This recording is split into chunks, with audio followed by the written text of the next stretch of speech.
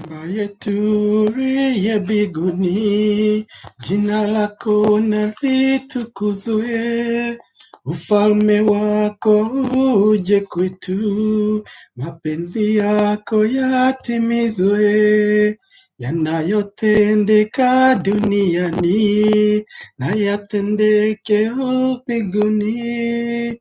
Tupe leo riziki zetu, utusamehe makosa yetu kama tunavyowasamehea waliotukosea sisi, tuondoe majaribuni kile kwa kuwa ufalme ni wako na nguvu nazo utukufu milele hata na milele, milele milele, amina. That is actually our Father. Tonight, I want to bring about maybe a few things that I did reflect. Today, when I was at a funeral, we had a funeral of one of our staff. Her name is Miss Doreen. And one of the things that, made me reflect a bit more deep is, since her death, because I personally, when she was living at our place, I got a chance to meet with her at our gate. And she spoke to me individually. We made actually a stop that was a bit longer that we do speak because she chats less. She's among those who do not express their troubles or their issues to people just like that. And so at the gate, she said to me that she was going away and she was coming at a certain date in the month of January. So that was the end of last year, 2020, when she was going for her Christmas holiday. And the moment we spent there would have reflected someone who might come back, and maybe someone who may not come back. Anyway, it did happen that when she went back home, her sickness, which had started a bit earlier, deteriorated. And that was the sickness that took her in the beginning of, right after Christmas, in the years right after Christmas and the beginning of January, she passed on. And so it was that her funeral was today. A lot of things were lingering in my mind because when I arrived there, we waited for the body and people came at a certain intervals and people came nearly on time because the funeral was supposed to be at 1 o'clock. However, the people who deal with the dead, they were late and they were giving excuses that the police had changed their means and this and that. Just an excuse because they were late. And, immediately I had also gotten to encounter her two sons who were there. These are smart people, and her daughter, whom I knew, and another daughter, three of the daughters and two sons I got to see. But actually, one of the guys who seems to be like a don, the way him look, with him ganja, he looks a bit strange, someone you could maybe in the first approach fear. And I can tell you, the moment the casket arrived and it was to be pulled out of the car, this guy immediately, and he's the one, who seems to be the bravest of all, he broke into tears. Right away, the moment he saw the casket of his mother, even before we get it out of the car, yes, he was eager to help, but he was broken down in tears. He helped us to take the casket, and because there is no gatherings, now people take the casket direct, to the cemetery or graveside. So this guy started crying. He's still trying to hide out, but his tears were all through uncontrollable. When we opened the casket, as it is the culture of most Jamaicans, that they open the casket even at the graveside. This guy cried, all through. He was weeping. His sister, the younger sister, was also in tears, all through. She couldn't bear it. But lastly, someone took her, at least to observe the body, at least to say goodbye to the mother. And what comes into my mind, first of all, is how vulnerable we are. And I think all of us must accept our vulnerability. We are people who are vulnerable. None of us should think are very strong to face situations.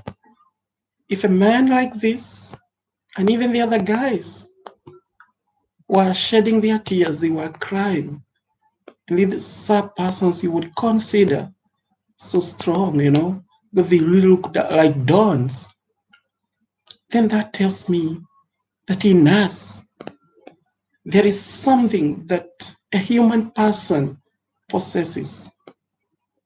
We have a room for compassion in us. We have a room to love. And indeed, we have a room to hate. And it is so good that we express these feelings, all directed by God.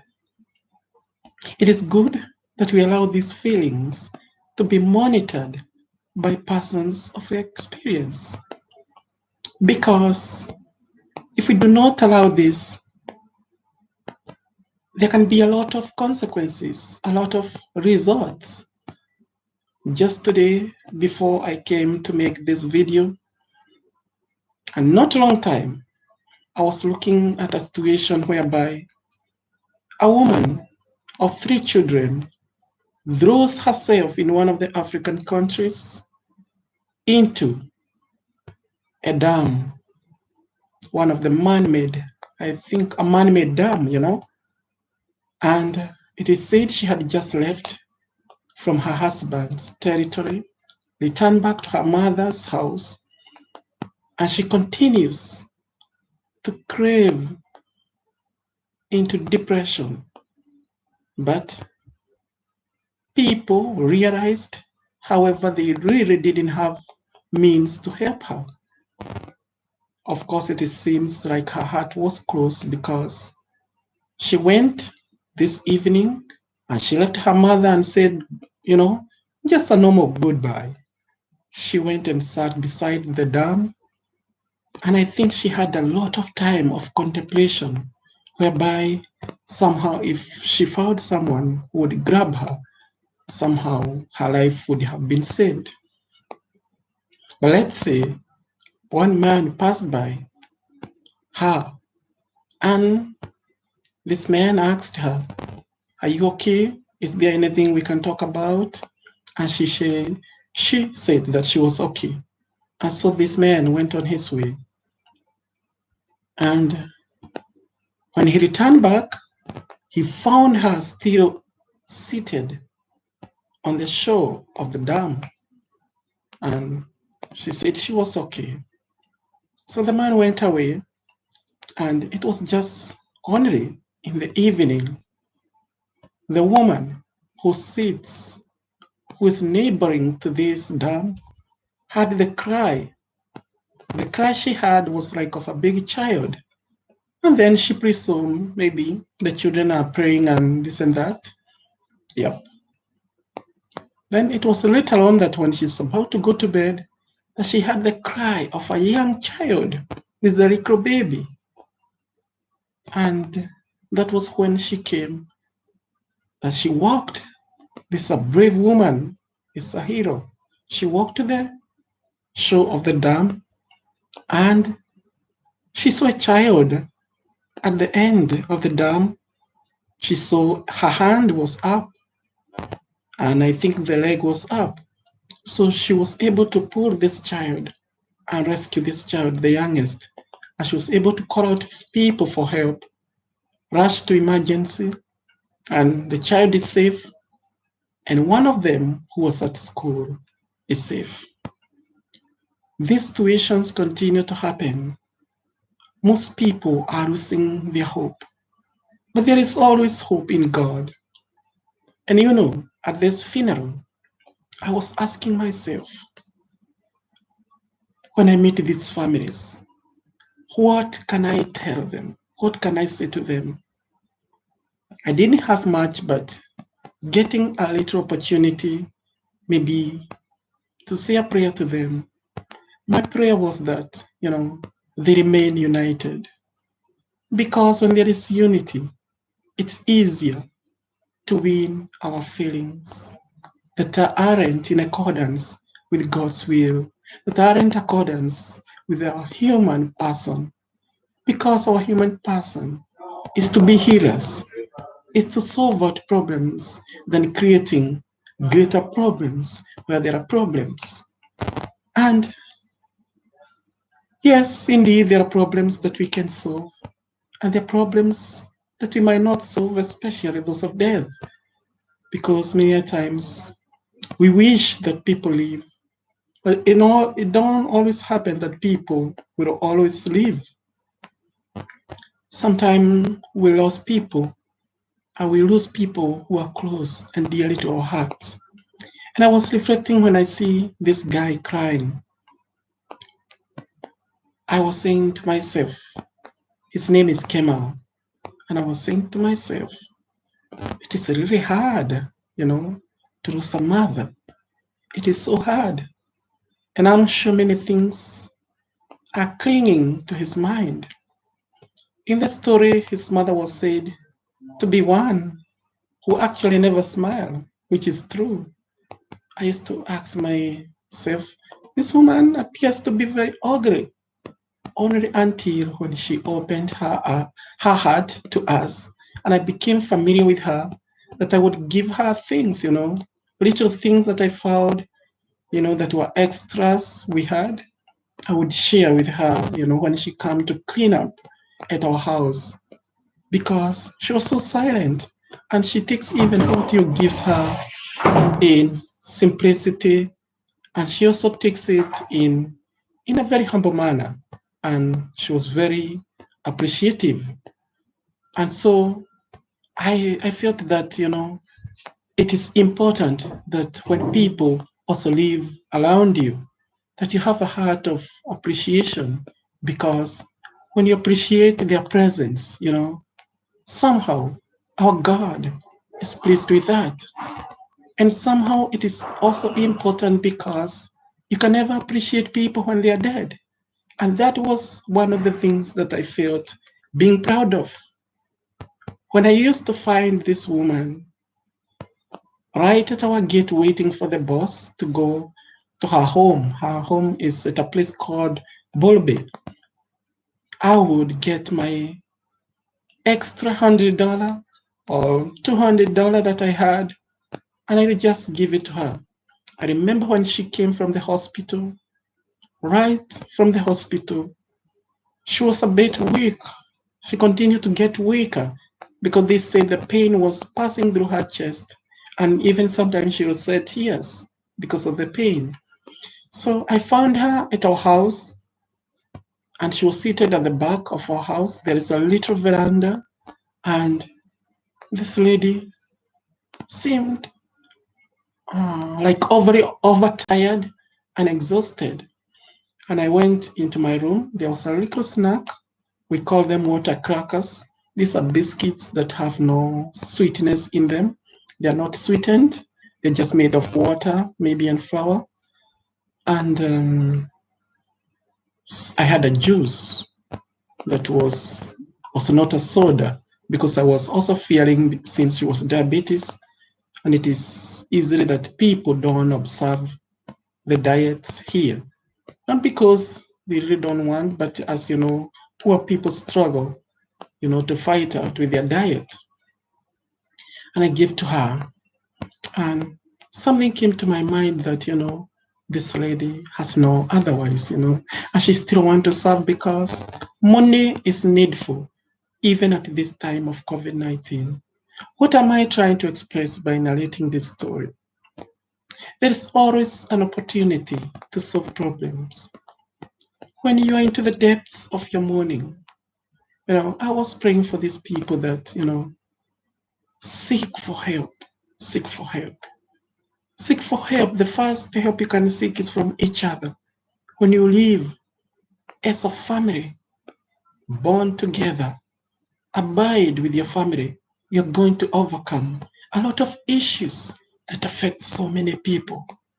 I know that your family can be a burden to you, but again, it is your family that can solve so many problems around you. When everyone else rejects you, you always come back to your family. Let us remember our parents in a special way, and especially our mothers. These are beacons of love. They are source of our love. They are source of our life. They love us so much. Listening to the eulogy of Doreen, I hear she was once who sometimes she'll wake up and say, "Me not go cook for nobody. Me not have no child here." She will say that she's not going to cook for anybody. There's none of them who is a kid here. But slowly and gradually, she'll get her food done. And it was done nicely and with love for her kids. This is how our mothers are, that even to the end of the moment, they'll still entertain us. This takes me again to a story of a mother of 12 who was denied her children, by her former husband, or you might call him her ex-husband. And, after she received her children, now she plays with them. They all grabs her. They all grab her mother, and they will, play on the field, they will be on the ground, and you can see the happiness that is in this mother. So let us all treasure the gift that God has given to us, especially the gift of parents. Do not take it for granted if your parents are there. It was just like this morning when I posted my parents. My brother sent me a picture of my parents, two of them. Luckily and blessingly, they are alive. And when I posted them and I was talking to one of my friends, I was saying to him, I was saying to her, this is one of the artists, her name is Rory from Tanzania. And I said to her, despite of poverty, my parents are there. She said to me, thank God that you have your two parents, because she only have one. And this made me reflect more and more. I thank God for them and I pray for them. I pray for your parents, wherever they are. And even if you have grievances with them, my friends, all over the world, I do not know if this word is making an impact on you. You might be live watching. This might not make sense to you, but it might make sense to many. If you have something that you can give and offer to your parents, be moved at this moment. Please, if you are near to your parents, visit them. Visit them often. They do not necessarily need anything much, but just go and see them. You never know that even lifting a phone to call your mother, to dial for your mother, she feels like you have given her an entire Christmas. You don't know how much my father feels when I call him. Nearly the entire village knows. Once, really, I don't possess anything, I don't have anything on me. But the moment I ever get something little and give it to him, nearly the entire village knows that something was sent, that something has been received by my father. Our parents are always grateful, even though sometimes they might complain, they might not show gratitude, they might not be able to tell us that they love us, but deep within their hearts, they love us. We only know this when it has come to an end, that is the moment they are placed, or when they are in the casket, nearly sick, going to the grave. That's when we realize my mom was important. Because, your mother can never be exchanged with any other mother in this world. She be poor, she be rich, she may dress up in patched clothes, she may be mad, she may be crazy, she may be whatever it is, she may be abnormal, but she is your mother. She brought you into this world.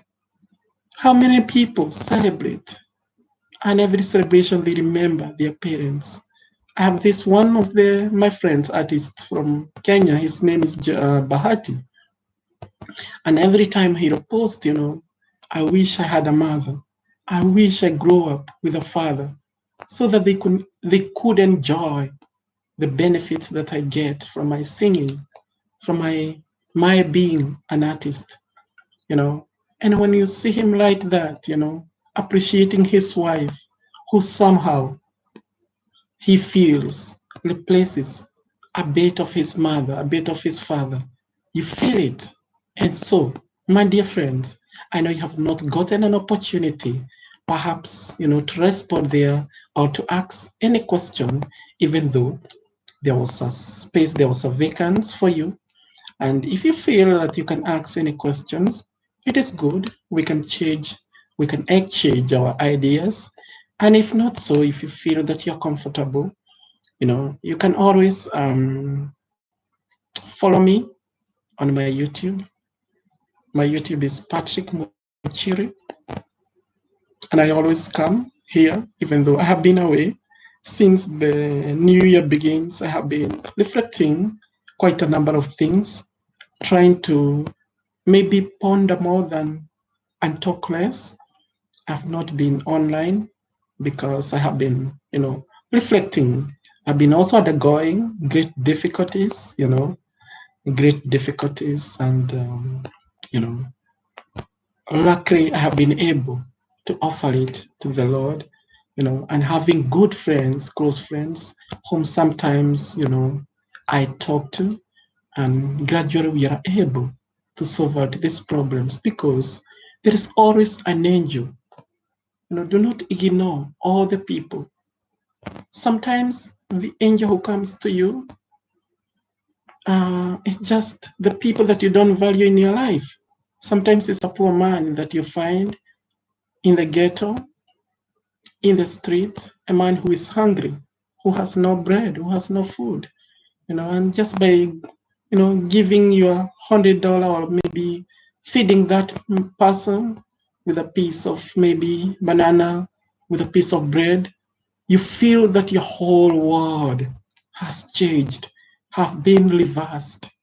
Sometimes you just visit a sick person in the hospital, and when you look at them, you see that your problems that seem to be like a mountain, they are really, really nothing. They are people who have greater problems. My dear friends, my dear people of the world, we are all brothers and sisters. In one way or the other, whether we like it or not, we have a DNA of God. Let us love one another. Let us appreciate one another. Let us have a heart of compassion. Let us embrace one another.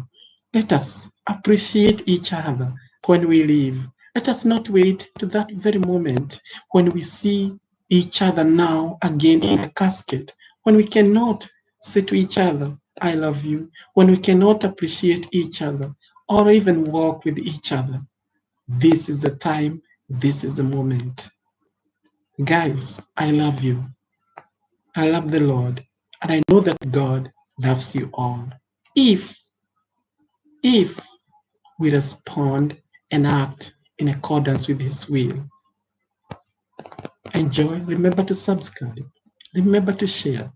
Remember to follow by clicking the bell that you see down there so that you may get more updates. Thank you.